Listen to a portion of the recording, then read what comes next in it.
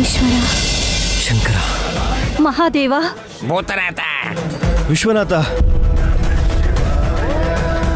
ಮಹಾದೇವನ್ನ ಒಬ್ಬೊಬ್ಬರು ಒಂದೊಂದು ತರ ನೆನೆಸ್ಕೋತಾ ಇದ್ದಾರೆ ಮಾತೆ.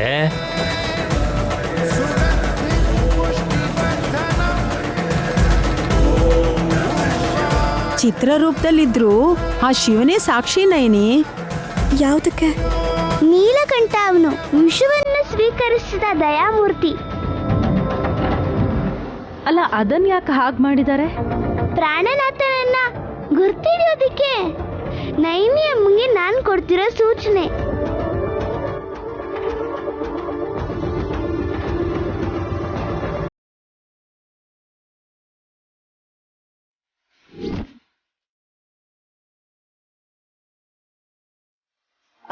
ನಂಗೆ ಅರ್ಥ ಆಗ್ಲಿಲ್ಲ ವಿಶಾಲಾಕ್ಷಿ. ಆದಷ್ಟು ಬೇಗ ನೀನ್ ಯೋಚನೆ ಮುಳುಗ್ತೀಯ ಅಮ್ಮ.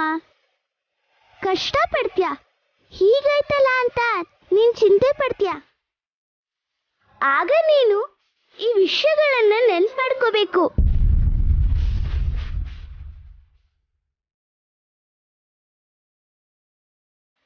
ಏನೋ ಮಾಟ ಮಾಡೋ ಈ ಹುಡುಗಿ ನಂಬಿದ್ರೆ ನಮಗ್ ತೊಂದರೆ ಬಿಟ್ಟು ಬೇರೆ ಇನ್ನೇನು ಆಗಲ್ಲ, ತಿಳ್ಕೊಳ್ಳಿ.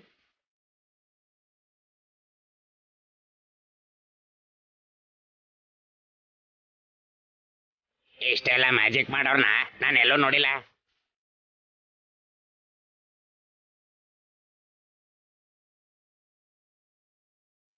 ವಿಶಾಲಾಕ್ಷಿ ಹೇಳೋ ಪ್ರತಿ ಮಾತುಗಳು ಭವಿಷ್ಯದ ಆಧಾರವಾಗಿರುತ್ತವೆ.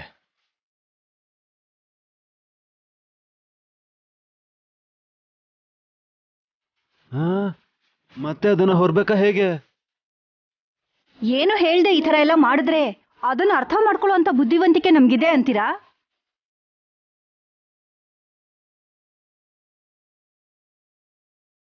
ನಾನಂತೂ ನಂಬಲ್ಲ. ನಾನ್ ನಂಬ್ತೀನಿ. ನನ್ನ ಜಾತಕ ದೋಷನ ವಿಶಾಲಾಕ್ಷಿ ಉದಾಹರಣೆಗಳಿಂದ ವಿವರಿಸ್ತಾಳೆ.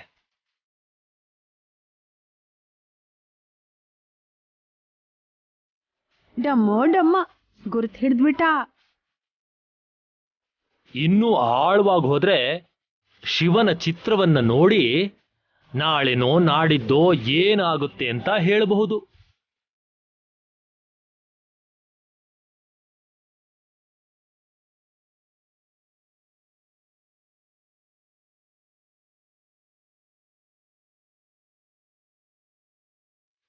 ಇನ್ನೊಂದು ಸ್ವಲ್ಪ ಅರ್ಥ ಮಾಡ್ಕೊಳ್ಳೋ ಪ್ರಯತ್ನ ಮಾಡ್ತೀನಿ ವಿಶಾಲಾಕ್ಷಿ.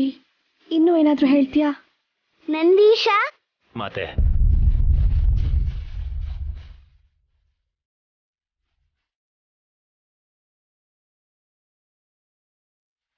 ವಿಪ್ರಯೋಜ್ವಲ ಪ್ರಾಭವ ರುದ್ರ ಸಂಭ್ರಮ.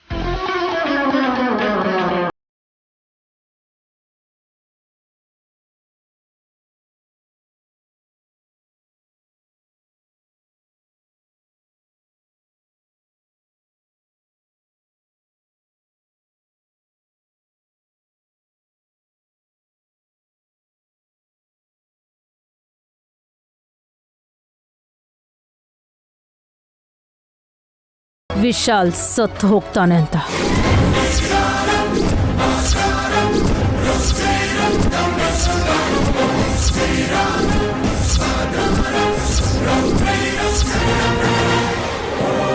ಅತ್ತೆ, ಏನ್ ಮಾತಾಡ್ತಿದ್ದೀರಾ ನೀವು? ಸಿಟ್ ಮಾಡ್ಕೋಬೇಡ ನೈನಿ. ಹೂವನ್ನ ಮೈ ಮೇಲೆ ಯಾವಾಗ ಹಾಕ್ತಾರೆ? ಯಾವ್ದಾದ್ರೂ ಘನ ಕಾರ್ಯ ಸಾಧನೆ ಮಾಡ್ದಾಗ್ಲೋ ಇಲ್ಲ ಅಂದ್ರೆ ಪ್ರಾಣ ಹೋಗಿ ಅಂತ್ಯ ಹಾಡ್ಬೇಕಾದ್ರೆ. ಹೌದಲ್ವಾ? ಹಾಗಂತ ನೋವಾಗ ಹಾಗೆ ಮಾತಾಡ್ತಾರಾ?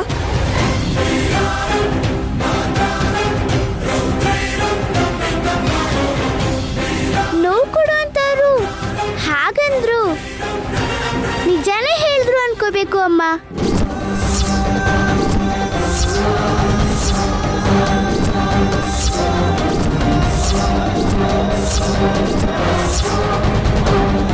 ನೋಡಿದ್ರ ನಮ್ ತಾತ ಹೇಳ್ದಂಗೆ ಆಗ್ತಿದೆ. ಈ ಹುಡುಗಿ ಕೂಡ ವಿಶಾಲ್ ಬಾವನ್ ಪ್ರಾಣಕ್ಕೆ ಅಪಾಯ ಇದೆ ಅಂತ ಏನ್ ಬೇಕಾದ್ರೂ ಆಗ್ಬೋದು ಅಂತಿದ್ದಾಳೆ.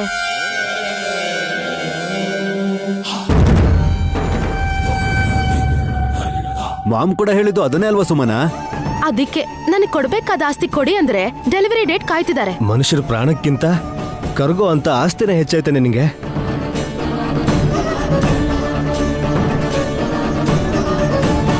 ಹೂ ಮೈಮೇಲ್ ಬಿದ್ದಿದ್ದಕ್ಕೆ ಪಾಸಿಟಿವ್ ಆಗಿ ಮಾತಾಡೋದನ್ನ ಬಿಟ್ಟು ಎಲ್ಲ ನೆಗೆಟಿವ್ ಆಗೇ ಮಾತಾಡ್ತಿದ್ದೀರಲ್ಲ. ಏನೇ ಅಪಾಯ ಬಂದ್ರೂ ಸರಿ, ಕಾಪಾಡೋದಕ್ಕೆ ನೈನಿ ಇದ್ದಾಳೆ.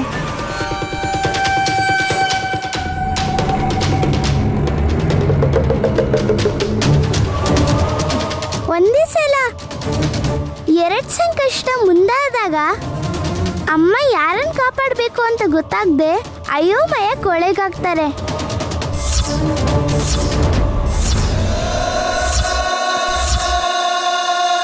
ಏನಾದ್ರೂ ಸರಿ, ನೈನಿ ಅದ್ಕೆಗೆ ವಿಶಾಲಾಕ್ಷಿ ಅಮ್ಮನವರು ಕಾವಲಾಗಿರ್ತಾರೆ.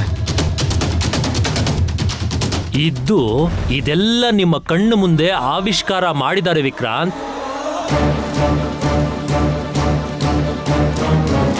ನಂದೀಶ, ಈಶ್ವರನ್ ಚಿತ್ರವನ್ನು ತೆಗೆದು ಹಿಂದೆ ಏನಿದೆಯೋ ಅದನ್ನ ತಿರುಗಿಸ್ ತೋರ್ಸು. ಹಾಗೆ ಆಗ್ಲಿ ಮಾತೆ.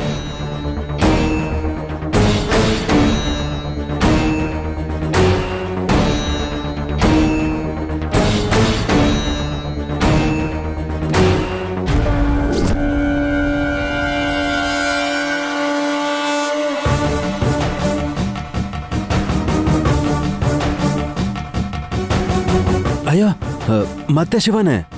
ಹಳೆ ಫೋಟೋಗೂ ಈ ಫೋಟೋಗೂ ವ್ಯತ್ಯಾಸ ಇದೆವಲ್ಲ ಬಾ. ಏನು? ಈ ಶಿವಂಗೆ ಗಡ್ಡ ಮೀಸೆ ಇದೆ.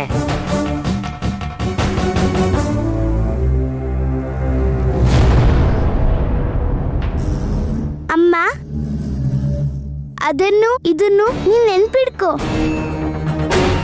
ಅರ್ಥ ಆಗ್ಲಿಲ್ಲ ಅಲ್ವಾಕ? ಇಲ್ಲಿ ಯಾರಿಗೂ ಅರ್ಥ ಆಗ್ಲಿಲ್ಲ.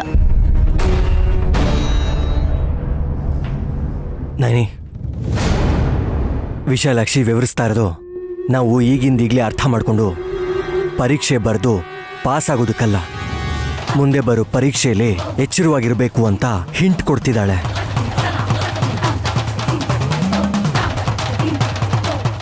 ಹೌದು ಅಪ್ಪ.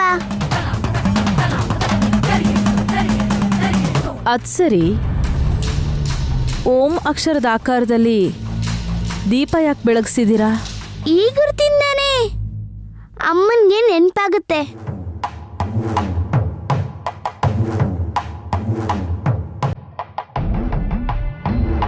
ಓಂ ನಮಃ ಶಿವಾಯ.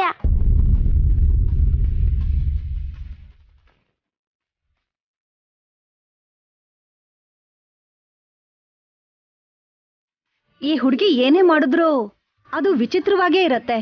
ಅಮ್ಮನವ್ರ ಲೀಲೇನೂ ಹಾಗೆ, ಅರ್ಥ ಆಗಲ್ಲ. ಡಮ್ಮೋ ಡಮ್ಮ.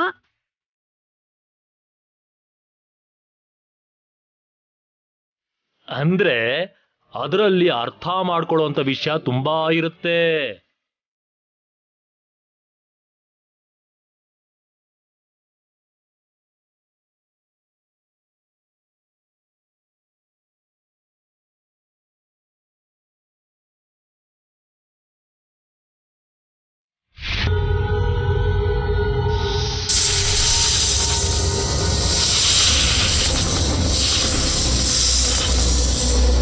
ಹಾವು ಬುಸ್ಕುಟು ಶಬ್ದ ಬರ್ತಿದ್ಯಲ್ಲ.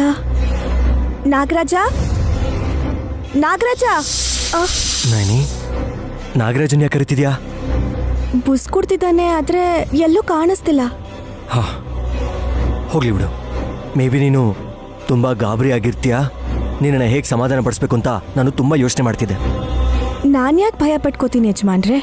ವಿಶಾಲಾಕ್ಷಿ ಪೂಜೆ ಮಾಡಿದ್ಮೇಲೆ ಶಿವನ್ ಫೋಟೋ ಕಾಣಿಸ್ತಲ್ವಾ, ಅದಾದ್ಮೇಲೆ ನೀನು ಅದ್ರ ಯೋಚನೆ ಇರ್ತೀಯ ಅಂತ ಅನ್ಕೊಂಡೆ.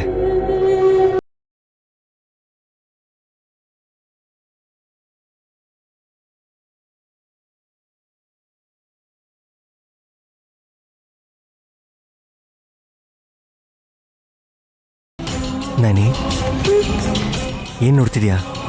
ಬಂದಿರೋದು ನಾಗರಾಜ ಅಲ್ಲ, ದೊಡ್ಡ ಬೊಟ್ಟಮ್ಮ ಅಂತ ಹೇಳಿದ್ರು ಉಪಯೋಗ ಇಲ್ಲ.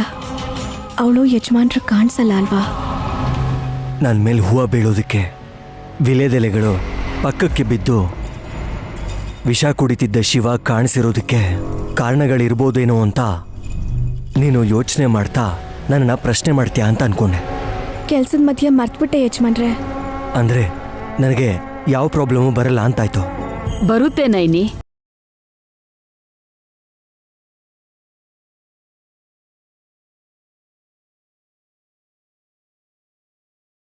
ನೈನಿ, ಆಗ್ಲಿಂದ ನೋಡ್ತಾನೆ ಇದ್ದೀನಿ. ಆ ಕಡೆ ಎಲ್ಲೋ ನೋಡ್ತಿದ್ಯಲ್ಲ, ಏನಾಯ್ತು?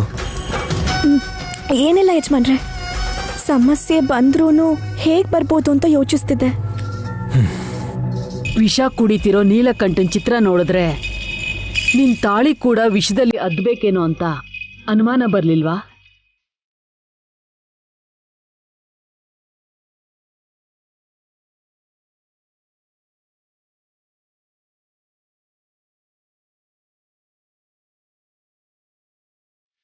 ನೈನಿ, ಈಗಿನ್ನು ನೆಮ್ಮದಿಯಾಗಿ ಕಾಣಿಸ್ತಿದೆ, ಅಷ್ಟರಲ್ಲೇ ಗಾಬರಿ ಆಗ್ತಿದ್ಯಾ? ಕೇಳಿದ್ರೆ ಏನೂ ಇಲ್ಲ ಅಂತೀಯ. ಅಯ್ಯೋ ಓಕೆ.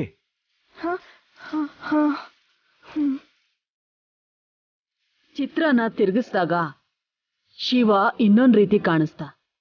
ಅದು ನಿನ್ ಮುಂದಿನ ಭವಿಷ್ಯ ನೈನಿ, ಅದನ್ನ ನೀನು ತಿಳ್ಕೊಳ್ಳೇಬೇಕು.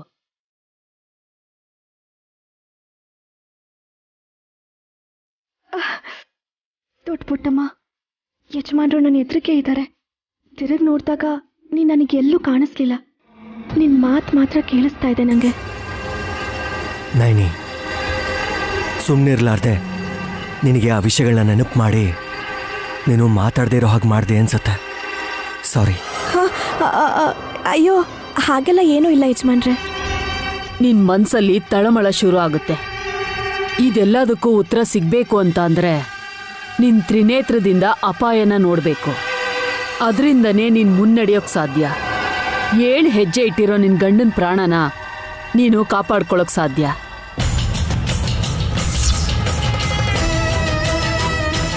ಹಲೋ ಮೇಡಮ್, ನೀನು ಇನ್ನೂ ಅದು ಯಾವ ಲೋಕದಲ್ಲಿದ್ಯಾ?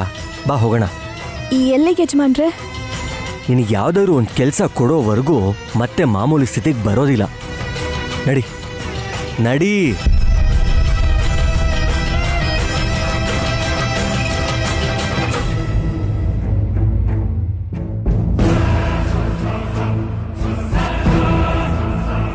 ನೀವೇ ಹೇಳಿ ಮಾಮ್, ನಾನು ಹೇಳಿದ್ರೆ ಅಖಂಡ ಸ್ವಾಮಿಗಳು ಕೋಪ ಮಾಡ್ಕೋತಾರೆ.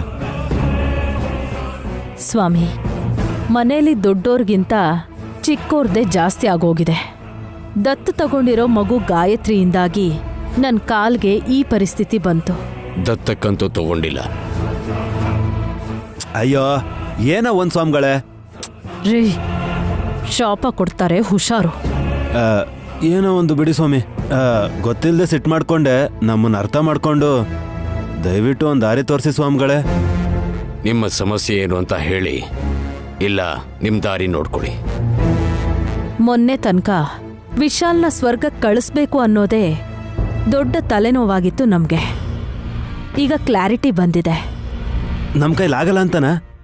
ಏಯ್, ನೀನ್ ಸ್ವಲ್ಪ ಸುಮ್ಮನಿರೋ.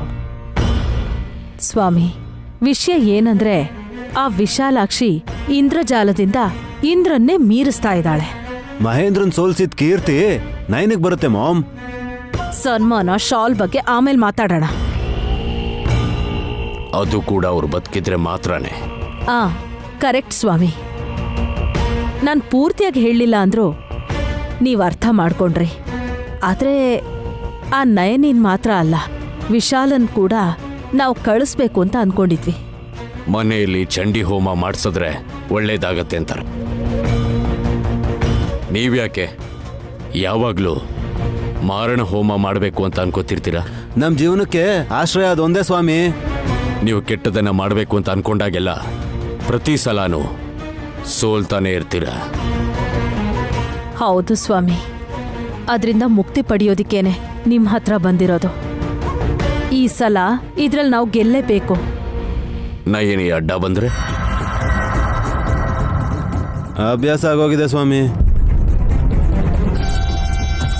ಯಾರಿಗೆ ತೊಂದರೆ ಕೊಡಬೇಕು ಅಂತ ನೋಡಿದ್ರು ಅವಳು ಸುಮ್ಮನಿರಲ್ಲ,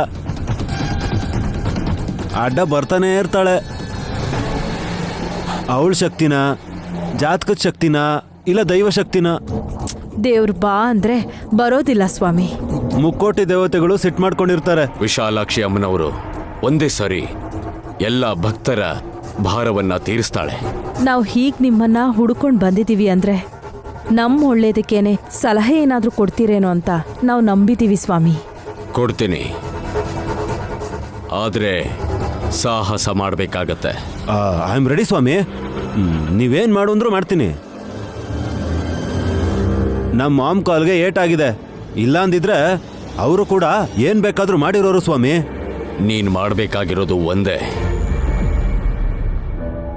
ಸುಮನಾಗೆ ಹೆರಿಗೆ ಆಗೋ ಹಾಗೆ ಮಾಡಬೇಕು.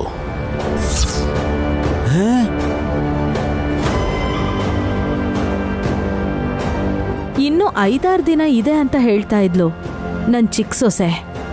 ಇವತ್ತು ಹೆರಿಗೆ ಆಗೋ ಹಾಗೆ ಮಾಡಿದ್ರೆ ಪ್ರಳಯ ಆಗೋದಂತೂ ನಿಶ್ಚಿತ. ಏನ್ ಮಾಡ್ಬೇಕು ಅಂತ ಹೇಳಿ ಸ್ವಾಮಿ, ಮಾಡ್ತೀವಿ. ಕೊತ್ತಂಬರಿ ಸೊಪ್ಪನ್ನ ಮನೆಗೆ ತಗೊಂಡು ಹೋಗಿ. ಕೊತ್ತಂಬರಿ ಕೊತ್ತಂಬರಿ 5 ರೂಪಾಯಿಗೆ ಒಂದು ಕೊಟ್ಟು ಕೊತ್ತಂಬರಿ ಮಾರಕ್ ಹೋಗಿ ಅಂತ ಹೇಳ್ತಾ ಇದಾರಲ್ಲ ಮಾಮ್ ಸ್ವಾಮಿಗಳು. ಮೂರ್ಖ, ಪೂರ್ತಿ ಕೇಳಿಸ್ಕೊಂಡ್ಮೇಲೆ ಉತ್ತರ ಕೊಡೋದನ್ನ ಕಲಿ. ಅವನು ಗೊತ್ತಿಲ್ಲದೆ ಹಾಗೆ ಮಾತಾಡ್ದ ಸ್ವಾಮಿ. ನನಗ್ ತಿಳಿಯೋ ಹಾಗೆ ಹೇಳಿ.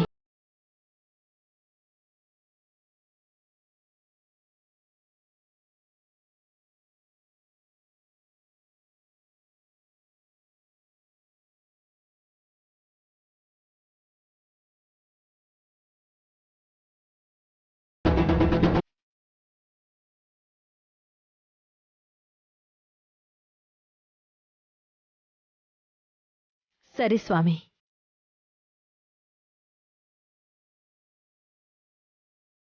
ಚಿಕ್ಕಿ, ಹಾಲ್ ತಗೊಂಡ್ ಬರ್ತೀರಾ ಪ್ಲೀಸ್? ಮಾಮ್, ಸುಮನ ಹಾಲೆಲ್ಲ ಇದ್ದಾಳಲ್ಲ ಮಾಮ್. ಏನಾದ್ರೂ ಮಾಡ್ಬೇಕಿತ್ತ? ಕೂತ್ಕೋ ಅಮ್ಮ. ಯಾಕೆ ಎದ್ದೇಳ್ತೀಯ? ಬಸ್ರಿ ಹೆಂಗ್ಸಿಗೆ ಕೆಲ್ಸ ಎಲ್ಲ ಹೇಳ್ತಾರ ಹೇಳು? ಅತ್ತಿಗೆ ತರಕಾರಿ ತಂದಿರೋ ಹಾಗಿದೆಯಲ್ಲ, ಹಾಲ್ ತಗೋ ಸುಮಿ. ನೀನ್ಯಾಕೆ ತರಕೋದಕ್ಕ? ಕೆಲಸದವ್ರಿಗೆ ಹೇಳಿದ್ರೆ ಅವರೇ ತರ್ತಿದ್ರಪ್ಪ. ಬರ್ಬೇಕಾದ್ರೆ ನಾಟಿ ಕೊತ್ತಂಬರಿ ಸೊಪ್ಪು ಸಿಕ್ತು. ತಿಂದ್ರೆ ದೇಹಕ್ಕೆ ತುಂಬಾ ಒಳ್ಳೇದು. ಬಸ್ರಿ ಹೆಂಗಸರು ಇದ್ರ ಸ್ಮೆಲ್ ನೋಡಿದ್ರೆ ನಾರ್ಮಲ್ ಡೆಲಿವರಿ ಆಗೋ ಅವಕಾಶ ಜಾಸ್ತಿ ಅಂತೆ.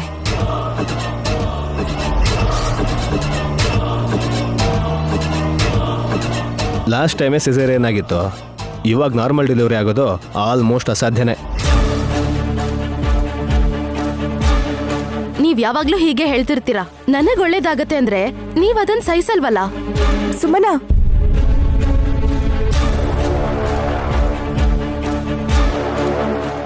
ಐದು ದಿನ ಕಳೆದ್ರೆ ಹೆರಿಗೆ ನೋವು ಬರುತ್ತೆ.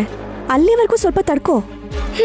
ನಾವ್ ಪಟ್ಟಿದ್ ಕಷ್ಟನೇ ಸಾಕು, ಜೊತೆಗ್ ನೋವು ಅನ್ಭವಿಸ್ಲಿ ಅಂತ ಹೀಗೆ ಹೇಳ್ತಿದ್ಯಾ?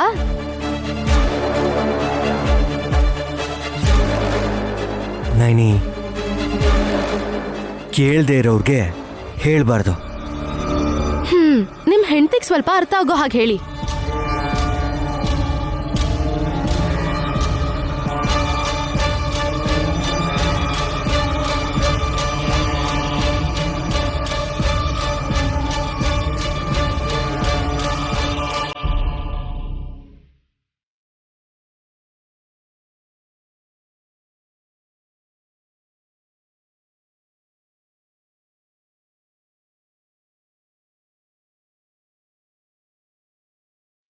ಏನ್ ಮಾಡ್ತಿದ್ಯಾ?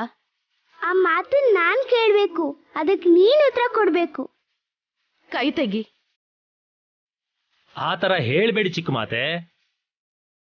ನಿಜ ಹೇಳ್ಬೇಕು ಅಂದ್ರೆ ಆ ಕೈಯನ್ನ ಭುಜದವರೆಗೂ ಎತ್ತು ಬಿಡಬಹುದು ಮಾತೆ.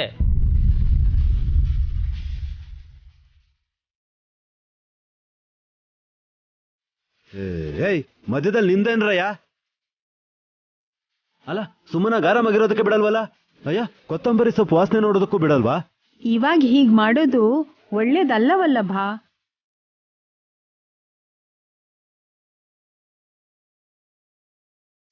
ಏನಾಗುತ್ತೆ? ಅವಳಿಗೆ ಹೆರಿಗೆ ಆಗುತ್ತೆ.